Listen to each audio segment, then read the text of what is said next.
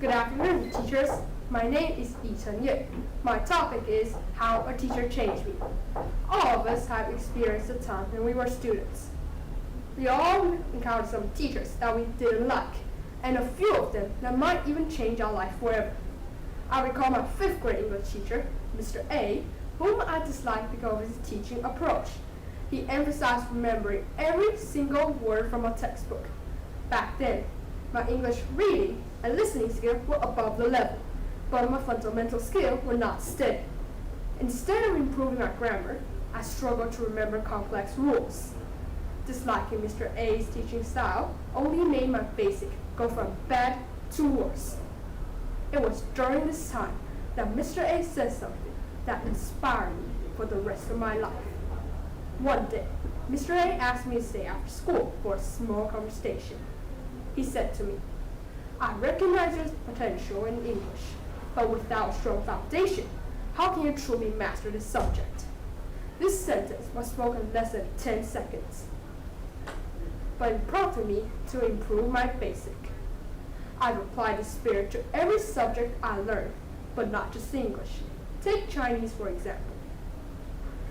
I was born and raised in Taiwan. Chinese was my mother language, but my Chinese grades were always poor. I always get confused in parts of speech. Once, I almost gave up on this subject. However, after I applied the spirit to Chinese, I started from the basic, which is knowing what is a part of speech. Right now, my Chinese grade has improved a lot. I am really proud of my hard work. And this is the reason why my grade has remained steady till now. From this experience, I learned that everything I try hard to learn, I must start from the basic. Thank you, Mr. A. Your words will always be in my very deep heart. Thank you.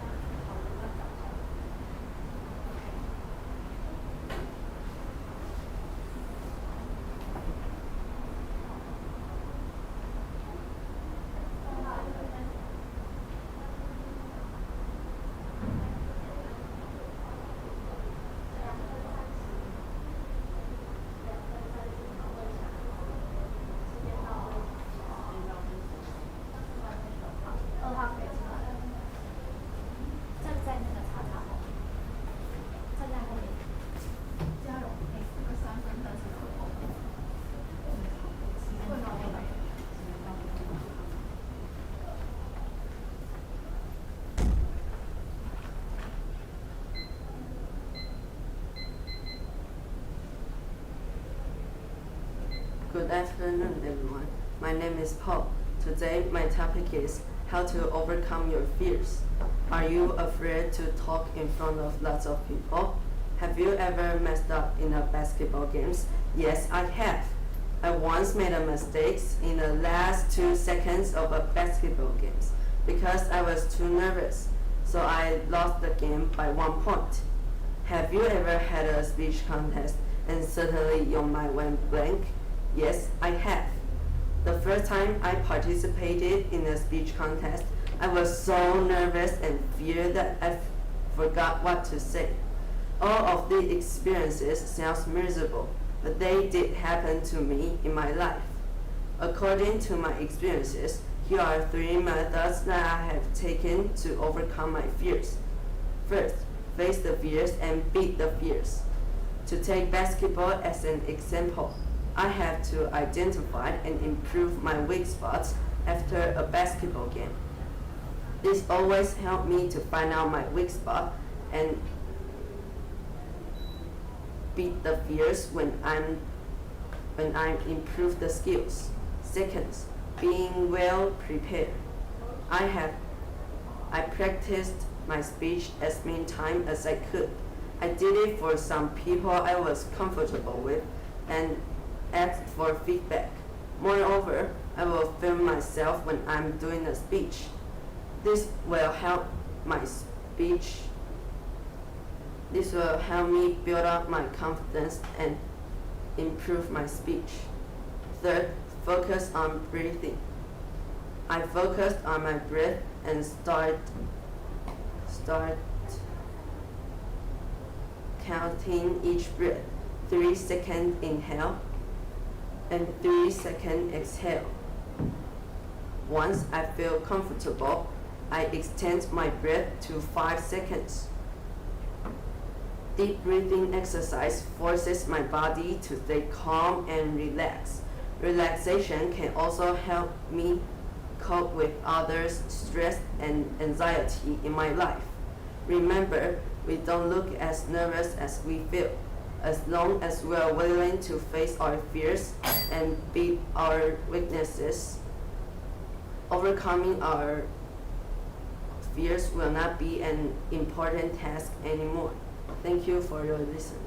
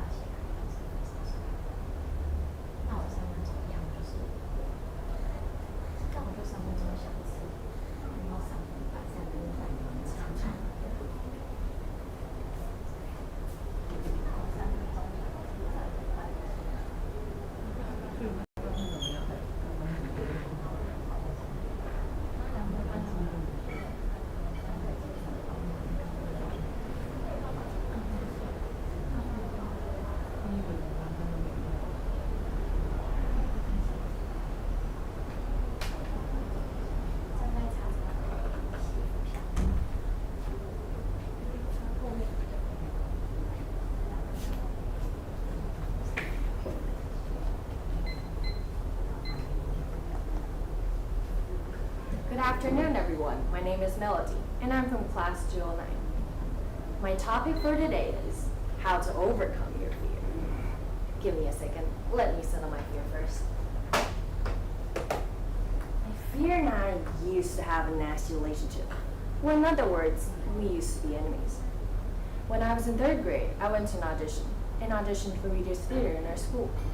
We were supposed to prepare a script that they gave us. When it was my turn to audition, my brain was a piece of white and my knees were trembling and my voice was shaking. So I only managed to squeak out a few words I prepared. Then I heard, "Next, it's a disaster." The audition made my fear swarm out and swallow me. It's because I saw my fear sitting down off stage, looking at me. My fear down there, making faces and jeering at me. It was just unbearable. But now, my fear is on stage with me, facing you guys with me together. Fear, I now know, is just a friend in disguise. Like the Dementors we see in Harry Potter. They don't seem like a friend to Harry Potter, but they help encourage fears. Harry Potter's true fear is fear itself. The Dementors force him to face his fears, not just pushing him down and packing his fears away. Albus Dumbledore once said, "Fear of a name only increases fear of the thing itself." In the book, people refer to Voldemort as, or he who must not be named. People think by not saying his name, they can let themselves feel less of him and feel less of anxiety.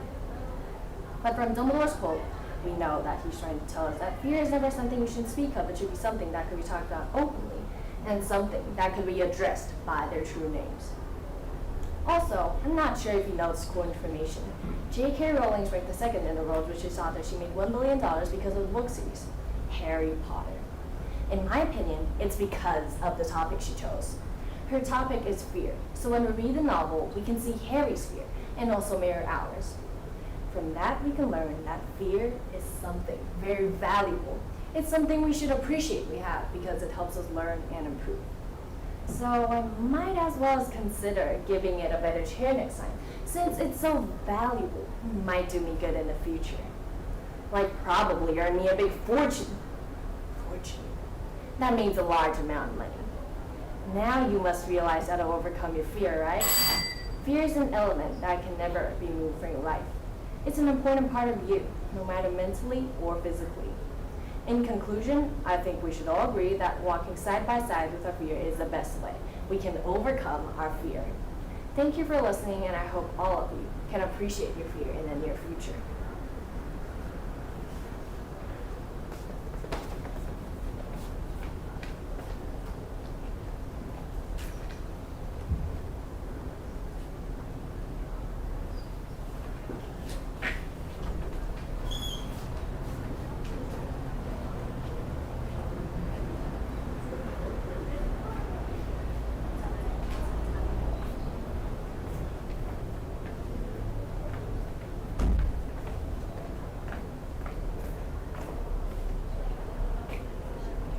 Good afternoon, teachers. My name is Yang Qiaoya. Today, my topic is how a teacher changed me. Dang, dang, dang, dang. It's time for class. She is always in casual clothes, wears a common ponytail, and walks into the classroom quickly. Perhaps in the eyes of others, she is an ordinary teacher. But in my heart, she is the most special teacher. She is my junior high English teacher, Mrs. Lin. Mrs. Lin is the most special teacher that I ever seen. In class, she prepares many worksheets and games. Every time the students are doing activities, the class seems to be alive. I can feel her carefulness and enthusiasm on teaching. It also makes me feel her difference from others. This activity made me feel happy to go to school. In her class, I feel relaxed and delighted all the time. Take a chance and try it. It's what she always says. She encourages us to be brave to join in any activities inside or outside the school. Therefore, I've participated in several activities so far. I still remember when I was a child. I actually hated joining competition because of a certain mistake. I clearly remember that day. I joined in a music competition and my performance on stage was not ideal. I felt very deflated after going home. Since then, I had never stood alone on stage again. However, after Mrs. Ling's encouragement, I've started to try again. Finally, I got a pretty good result and found my spirit to take more challenges. Mrs. Ling told us a lot about how to be a good person and deal with responsibility, relationship, and schoolwork. Listening to these words have often changed me a lot. Maybe one day I will be able to use this word to help others and change them. Thank you.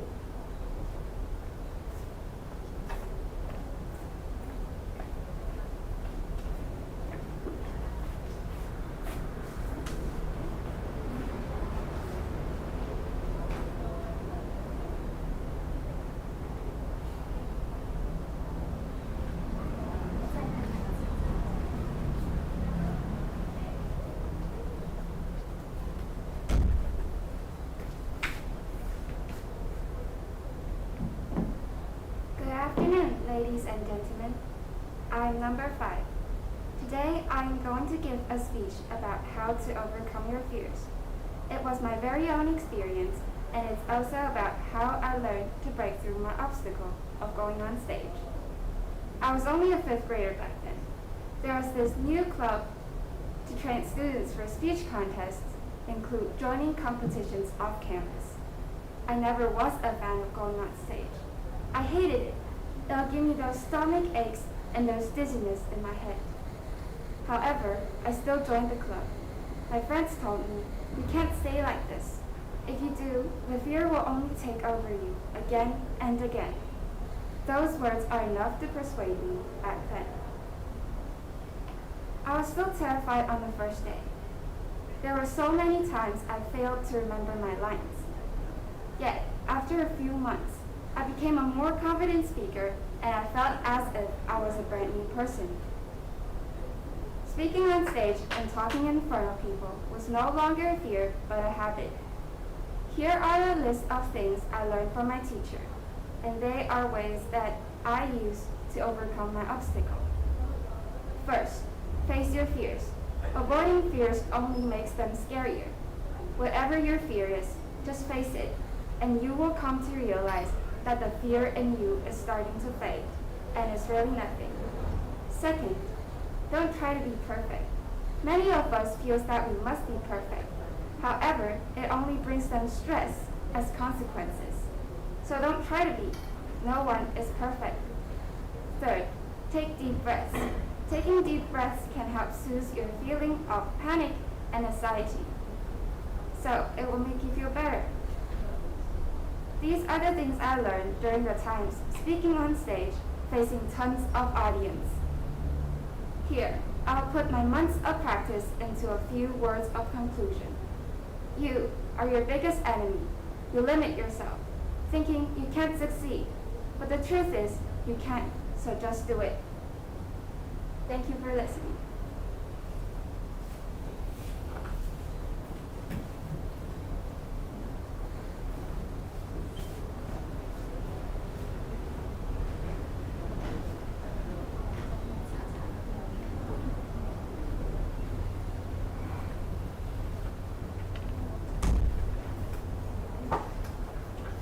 Ladies and gentlemen, good afternoon.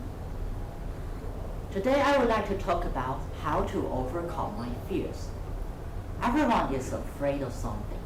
According to First magazine, the most common fear for every person is public speaking. And the second one is death. This implies that for many people, it's better to die than to give a public speech. As for me, my biggest fear is how others think about me. For example, when I express my opinion during class, I'm afraid that people will think I'm stupid. When I become a spotlight in class, I feel awkward and embarrassing. Such feelings always stop me from doing anything based on my thoughts and ideas. But I know I need to overcome my fears so that I can make a difference. To tell the truth, it's not easy to overcome my fears, and I tend to run away from them. Last semester, there was an English singing contest, and I was the piano accompanist. I was really scared of hitting the wrong note and receiving people's unfriendly look. In order to overcome my fear, I practiced an hour a day to familiarize myself with the musical notes. Furthermore, I assured myself that I can accomplish this task. Before going on the stage, I took a deep breath and told myself that I can make it. Unfortunately, I still hit the wrong note. Luckily, because I had prepared for a long time, I immediately followed the melody. Therefore, I glossed over my mistake and overcame my fear. There is always something or someone or some situation that we are afraid of, but we cannot change it, like war, like death, right? What we can change is our own mind. Fear is like a monster living in our mind. If we don't face it, it's always there. If we can overcome it, then the fear disappears. Thank you for listening.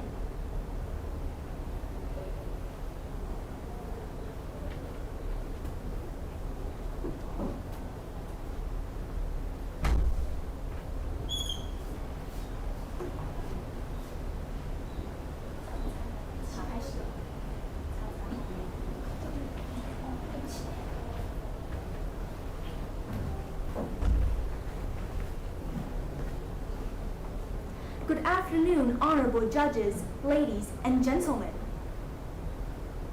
Today, I'm here to talk about a question that I'm sure everyone has been debating over. Should cell phones be allowed in school? And to this question, I would like to share my personal views on this subject of discussion. I think that the answer to this question is debatable.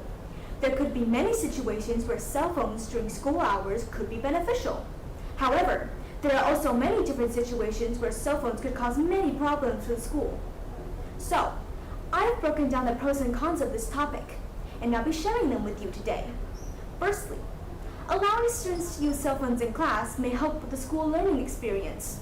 For example, if a student starts having a hard time focusing in class because of the fact that their phones are within reach and accessible to them,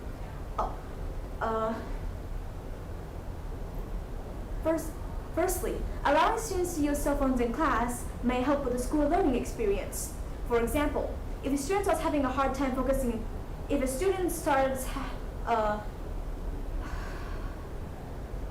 Firstly, allowing students to use cell phones in class may help with the school learning experience. For example, if a student didn't understand something in class, or is perhaps too afraid or shy to raise their hand and ask the question, they could simply take out their phone and search it up without having their fear of public speech stopping them from understanding what they may have missed. But on the other hand, having cell phones may cause a student to go in a completely opposite direction, and we may see deterioration in terms of grades. If a student starts having a hard time focusing in class because of the fact that their phones are within reach and accessible to them, then having cell phones in school may pose a serious problem, and therefore shouldn't be allowed. There are many different ways a person could view this subject, and I believe that we should draw a line somewhere so that students can have a better learning experience, but also keeping the students in check so that cell phones will become something that will hurt the school education system.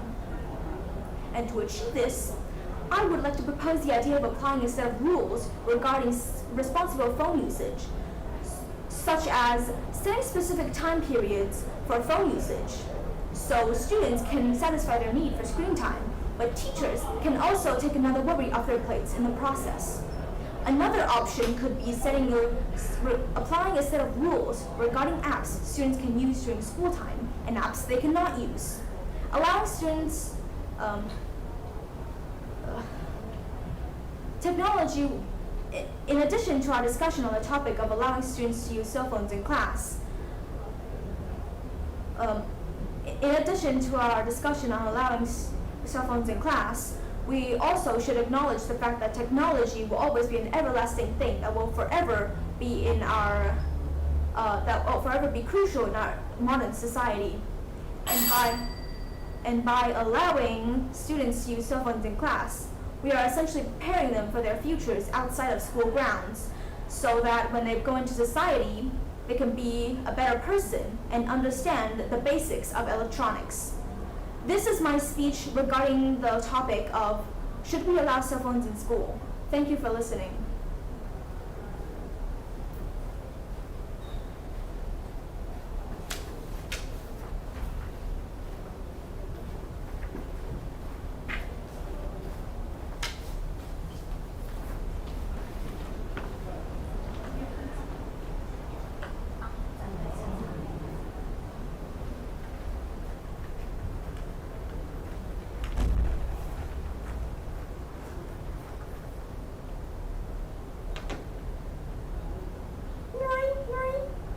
Hey, no cell phones in school. Cell phones are not allowed in school. Put it away, or you will be in the punishment. Good afternoon, everyone. My number is 10.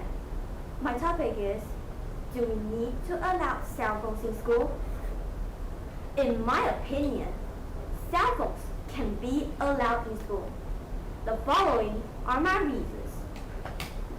First, we can use it when we really need it.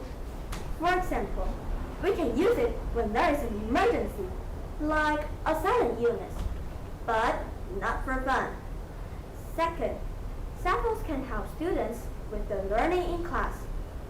By doing so, students can use their cell phones to find some learning resources, such as educational apps, ebooks, and learning websites. Last but not least, students can take notes and take photos with their cell phones so that they can easily organize their notes and raise their learning efficiency. On the other hand, schools need to establish clear policies to ensure that cell phones should be used in the right way. When not used, cell phones should be turned off or turned on the airplane mode. Then cell phones won't distract students' learning, like ringing in the class, or students can play video games in the class. If students can let cell phones become a useful tool instead of a learning obstacle, then cell phones should be allowed in school, right? All in all, as long as students can regulate themselves well, cell phones can be allowed in school. Did you agree with my opinion? Thank you for listening.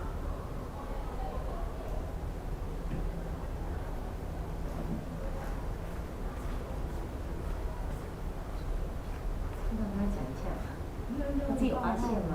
你换号码报错，你知道吗？你是8号，对，你是哪一班的10号。你是有你是204的传统群对不起，对不起，没关系，老师要确认一下才分数。你是谁才能分数不会打错人22号，因为那时候看那个电子的那个表的时候，这样数下来是第10个，所以已经是第10，刚才都是所以8号嘛。啊好，OK OK， OK， 好，对不起。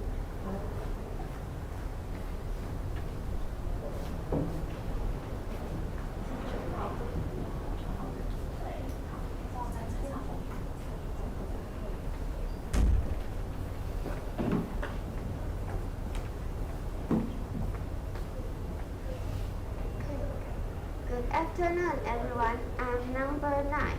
I'm glad to share my thoughts on whether or not we should allow cell phone in school. I will talk about this in 3 parts. First, why we should bring cell phones to school. Cell phones are not allowed in most schools, but can be a valuable tool for learning. Students can use it to search some for information.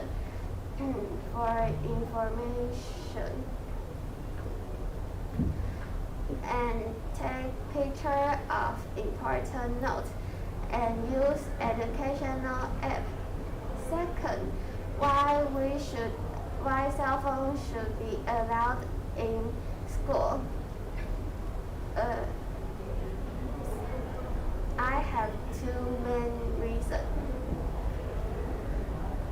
For safety, students can use cell phones to contact their parents in emergency cases. For learning, cell phone can be used to access educational resources, such as online textbook, articles, and videos, which help a lot in learning.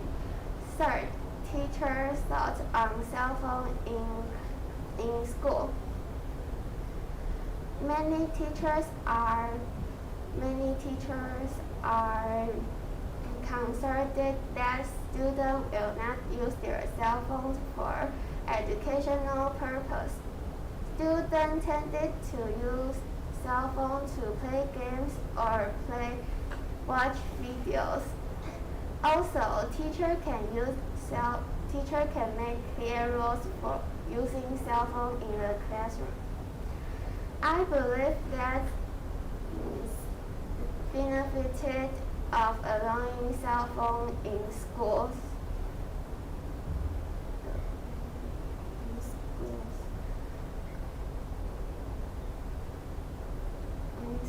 Outweigh the risk. Cell phone can be a valuable tool for learning and safety.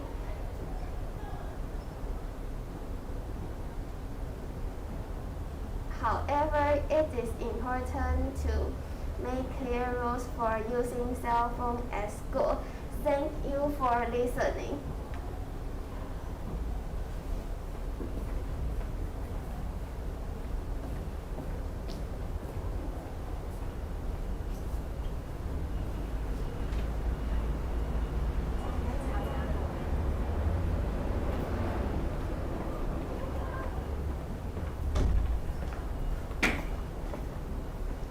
Hello everyone, my name is Bianzuli. Today I'm going to share with you how a teacher changed me. My number is 10. Now let me tell you my story. I moved to USA when I was about 10 years old and stayed there for 3 years because of my father's work. At first, I couldn't accept the fact that I needed to move out from Taiwan to an unfamiliar country. I was scared and anxious, especially on my first day of school. At first, this school, it was a very strange place for me. It was a one-floor building, and there were students that were fewer than Taiwan, and most of them had blonde hair and blue eyes. I cannot understand their jokes or ideas they were trying to express, even though I started learning English since I was in kindergarten. My school didn't go well until one day a teacher came into the classroom and called my name. She led me to a small room and introduced herself. She said, "Hello, my name is Miss William. This is an ESL class. I'm here to help you improve your English." At that moment, there was a tiny hope in my heart that I could improve my English, so I started to put more effort in my English since in the ESL class. At first, she introduced me to the grammar practice online with speaking, writing, and listening. Every day, I would go through the practices, and 30 minutes before the class ended, I would need to take a small quiz to know how much I learned. And the speaking of those practices had an obvious slowdown, so I was able to hear the questions clearly.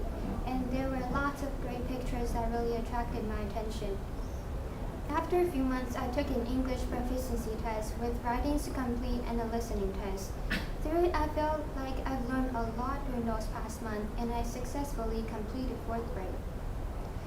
After a few months, I transferred to another school in 5th grade. Thanks for the foundation Ms. William laid for me, I passed the ESL test at the new school.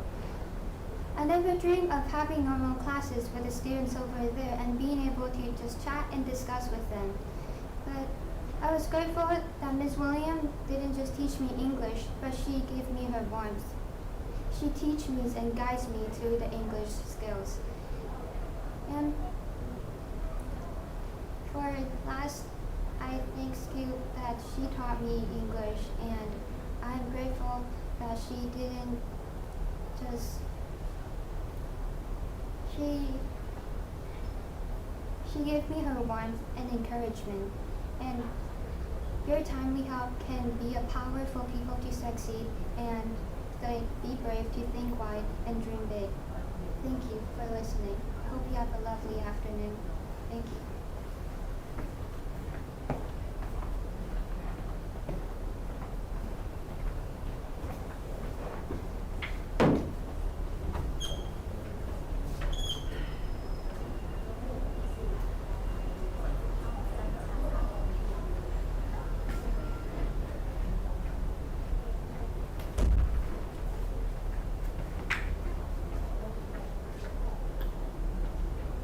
Good afternoon, teachers. My number is the 11. Today my topic is, do we need to allow smartphones in school? Using smartphone in class is like having a tool with two sides. At the one side, it can help students in many ways, but on the other side, it can cause problems. One good thing about smartphones is that they can do a lot of things. They can find information quickly, just like a super fast library. Instead of carry heavy books, students can have their school stuff on small phones. It's like having a tiny school in your pocket. Also, there are fun apps that can make learning more interesting. You can learn math, read cool stories, and so on. So, smartphones can be a helpful friend in your learning. But also, there's another side about smartphones is that they have many cool features, and those features can be distracting. Imagine you are in class trying to listen to your teacher, but your phone beeps with a game notification. It's hard to pay attention when your phone is calling you to play, and not just games. Phones can be noisy with message and alerts. This can make the classroom noisy and disrupts others' learning. Because of the challenge, some people worry that using smartphone too much will let students feel sad or worried. Also, when you use online resources, there were often advertisements that can take away from your focus. Some schools say no phone in class. They do this to stop distractions and make sure everyone does well. In our place, teachers and students will use smartphones for learning. So, the most important thing is using smartphones in smart ways. Here are 3 tips. 1. Listen to your teacher. 2. No phones at bedtime. 3. Use phones for learning only. Keep that in mind and good luck. Thank you.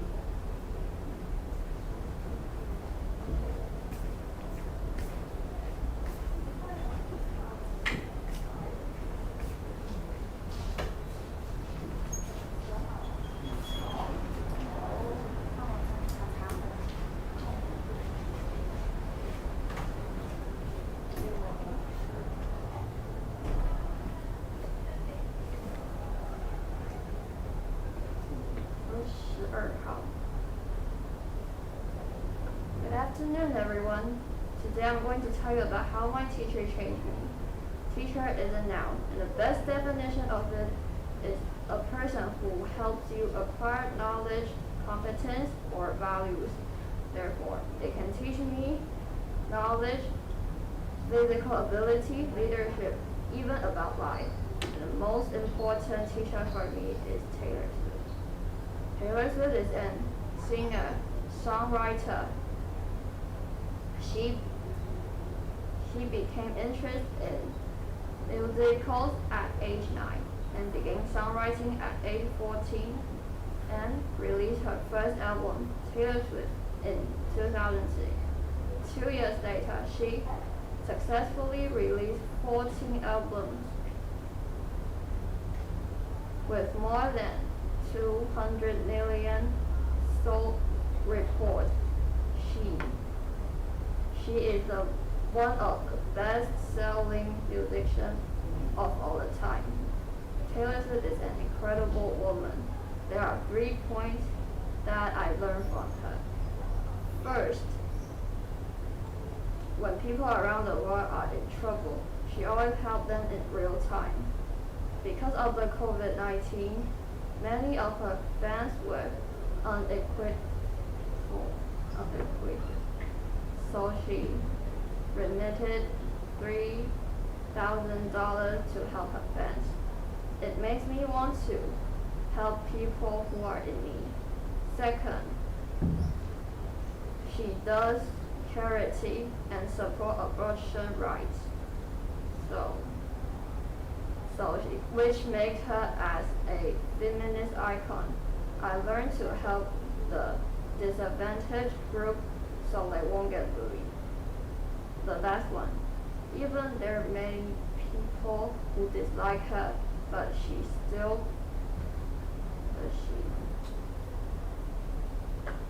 will not get disrupted by it. She doesn't care about others' eyes and does what she wants. She has a famous quote: "You are not divided by those who don't know you." Oh, I can be like her in the future. Thank you.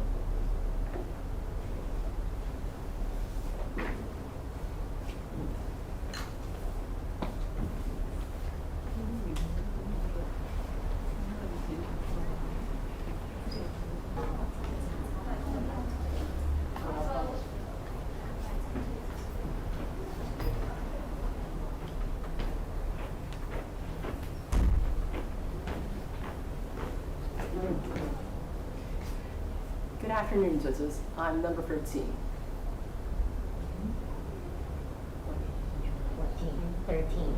13, yes. There have been a lot of teachers in my life, and their influence has molded me into who I am today. Among them, there is one teacher that I would always bring with me. This teacher is sometimes thick, sometimes heavy, sometimes thin, and sometimes full of new ideas. Have you guessed who this teacher is? Yep, it's a book. To me, books are invaluable partners of life, and also the greatest of all scholars. You may wonder why I said invaluable partners of life. That's because of a little story of mine. 11 years ago, when I was so 2, I picked my first book, a picture book at the local bookstore.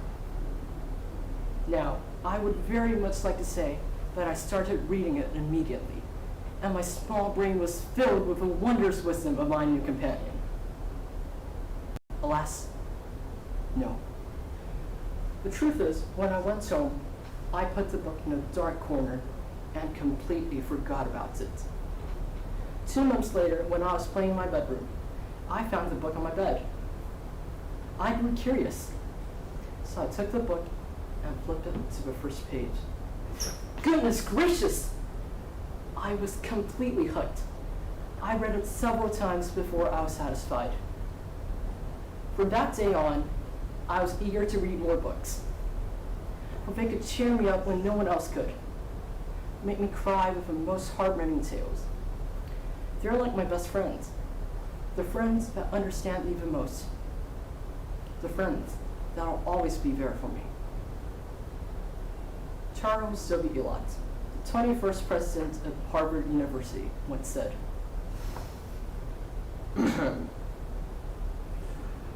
"Books are the wisest and most accessible of counselors, the most patient of teachers, and the best of friends." Books give us inspiration, imagination, and more importantly, companionship. Sometimes, when I have nothing to do, I just pick up my book and start reading. When I'm reading, it seems to me that I've delved into another world. I see the world through the characters' eyes. I learn from their mistakes. Books are my professors of everyday life.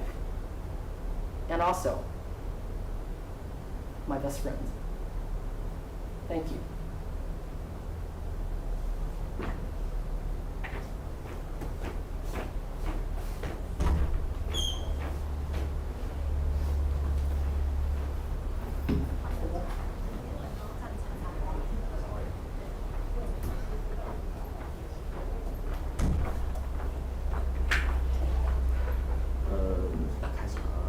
Good afternoon, everyone. I'm number 14, and today I'll be talking about how to overcome your fears. Us humans have 5 core emotions. There's joy, sadness, anger, disgust, and last but not least, fear. All very powerful emotions that can enable us to break through the difficulties in life or create them. One of the emotions that create those walls is fear. Fear has a very strong effect on our mind and body, and it is a good thing. Fear is a human response that protects us in dangerous situations like fire. Why are you afraid of fire? It hurts you, it burns you, and it'll kill you. That's why you're afraid of fire. But there's things like public speaking or taking a difficult exam aren't dangerous, but the pressure that comes with that also induces fear. That's called anxiety, and anxiety limits you. It holds you back from doing the things you want or need to do. So how do you overcome that? First, identify your fears.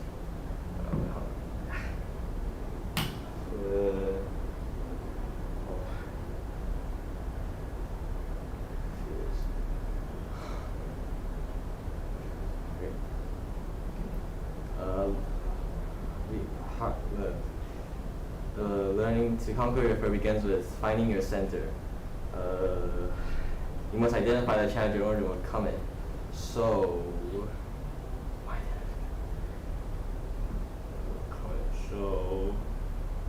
think, what are you afraid of? Think deeply and be as specific as you can be. And try to understand what uneases you and causes distress. You won't know how to fix a problem unless you don't know what the problem is. Second is use positivity. Fear can be overwhelming and consume you and make you do irrational things.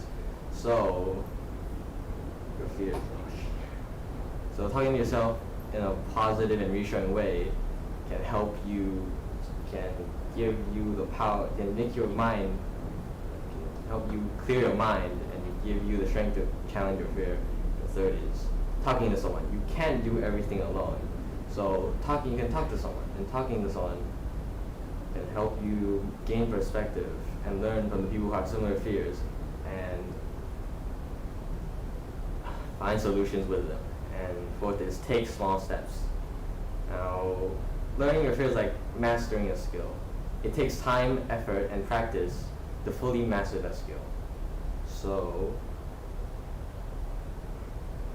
there's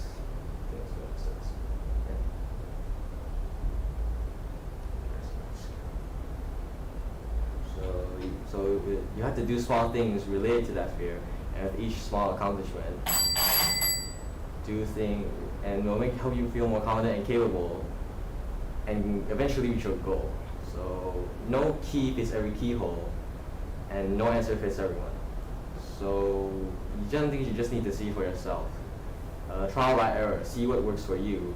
Maybe facing your fear on works, or maybe trying to understand and getting used to that fear works better. Whatever it is, just do it. You won't get anything done without taking the first step. Thank you, everyone. Thank you. I'm sorry. 直播可以先关掉了吗？直播可以先关掉吗？